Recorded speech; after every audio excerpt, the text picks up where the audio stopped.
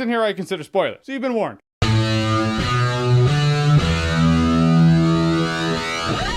The Punisher Season 2. So The Punisher Season 2 is Season 2 of Netflix's Punisher, probably also the last season. I didn't review Season 1. I know, I feel like I don't have to in order to review Season 2. Why didn't I review Season 1? The answer's simple, because it just didn't grab me. Fans, critics, everyone was like, you're gonna blow a load over this, and if you don't, you should. And I was like, I don't know, it just kind of seems like Otacon and Snake hanging out, but less interesting. Other than the last 4 episodes, the show just didn't really grab me. Season 2 did, so I'm gonna talk about Season 2. So Season 2 of The Punisher, like most any Marvel Netflix show, is actually a couple plots going on. There's the Billy Russo versus Frank Castle thing, and there's this religious fanatic hitman guy. He's like Javier Bardem from No Country for Old Men, but instead of that thing that they used to put down cows that he kills people with, he has a normal gun, and instead of that haircut, he has pseudo-intellectual Bible passages. But whenever Amish Paradise there was on scene causing problems, I was damn entertained. Same with Billy Russo. And usually I'm of the mindset that our amnesia plot lines, they suck and they're lazy and I don't like them. It's like ever since Smallville, everyone always lost their memory to forget Clark Kent's powers. From Smallville on, I was like, all right, that's just lazy ass storytelling. So Billy Russo, of course, has amnesia in Season 2. He doesn't remember what he did in Season 1. But I actually felt like that made for an interesting dynamic. Because to him, he's not the villain. He doesn't remember. To him, Frank Castle's the villain. He's this scary ass Terminator coming after him. In fact, all the villains in here are some form of mirror on Frank Castle. I found that really cool. Because Frank Castle, he's not a nice guy at all. He has a code, yeah, and I respect that. And if push comes to shove, I'd want Frank Castle to have my back. But to a lot of people, he's pretty fucking hardcore. And he's hardcore in this show, and that's what I like about this show. The show doesn't pull punches, literally at all. It's hyper violent, but the Punisher, it elevates the violence. Yes, you can elevate violence. Mortal Kombat is testament to that. Look at that fatality. Tell me that's not art. And the Punisher Season 2 does the same shit. Whenever Frank Castle is dispatching anyone in very creative, if not very quick ways. I guess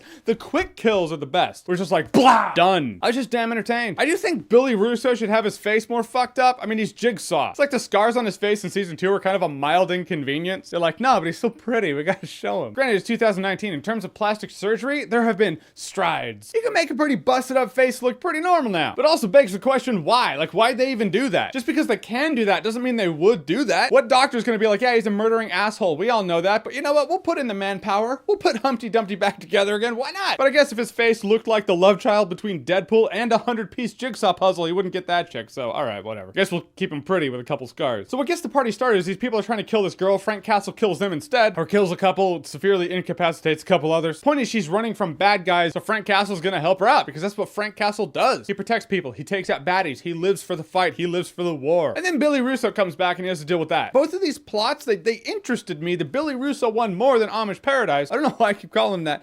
Because Weird Al is a fucking author and a poet, that's why. If I had to pick one, I'd pick Billy Russo. Keep him. He's the one more interconnected with the agencies. It's more personal. It's springboarding off of Season 1, so it makes more sense. I do wish some of the agents had a better arc. Like, Agent Madani's back. I mean, Season 1, I felt she was one of the weaker parts. Season 2, she's actually quite good. But there are two kinds of cliches that make me feel like, you did that? One is amnesia, and the other's got shot in the head and still lived. This show does both of those. But for some of the other agents and cops, I wanted to see more of them. Like, there's this one cop in here. He's kind of a dick, but he's a good cop. And he's like, no, Frank Castle's killing people, gotta bring him in. And I wanted to see more of his struggle with that. Because, you know, eventually he's gonna come around and be like, all right, maybe he's not so bad. Maybe the lines are blurred here and there. He doesn't really know how to deal with that, so he just comes across as a dick. He wants to take Frank Castle down. I wanted to see more of that dynamic in here. That could have been like front and center. As it stands, it's kind of a side note, and if that other arc that's not the Billy Russo arc, like crazy religious hitman guy arc, if that had to take more of a backseat to make this one front and center, I'd have totally been fine with that. In fact, they probably should have done that. In this show, like every Netflix Marvel show, it shouldn't be 13 episodes long. They should commit to a couple arcs and make it like 10. As it stands right now, you take 3 episodes, so that's what, 3 hours?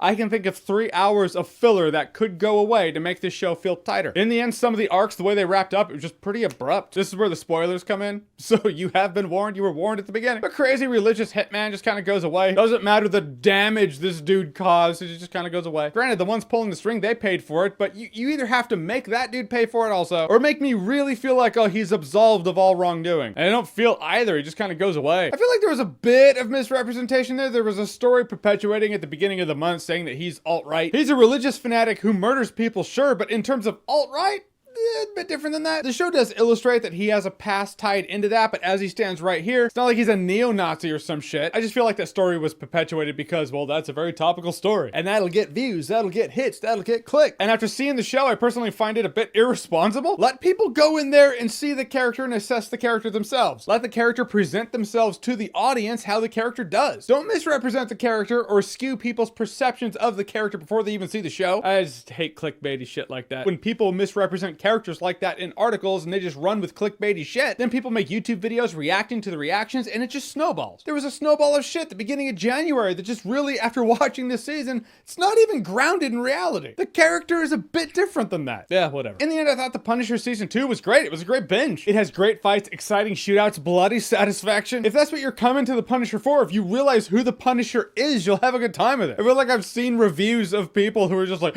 guns in the state age? Yeah, it's The Punisher. People die. I just wish the story arcs flowed together a bit more, rather than feeling like a couple of compartmentalized story arcs. I feel like there are two kinds of people in the world. People who will watch Season 2 over Season 1 and Season 1 over Season 2. I personally, I like Season 2 over Season 1. But even if the Marvel Netflix shows weren't getting canceled, I would still feel like this is dead show walking. Frank Castle does not exactly conform with the perspective of civilized Hollywood tweeters. He's a dude who's angry judge, jury, executioner, executes people with guns. He's like everything top tier Hollywood tweeters hate. But I think The Punisher Season 2 was a good watch. It's a great binge, worth binging, so binge it. Alright, so The Punisher Season 2, have you seen it? What did you think about it? Or what do you prefer, Season 2 or Season 1? Whatever you think, comment below, let me know. And as always, if you like what you've seen here and you want to see more, click right here to see more.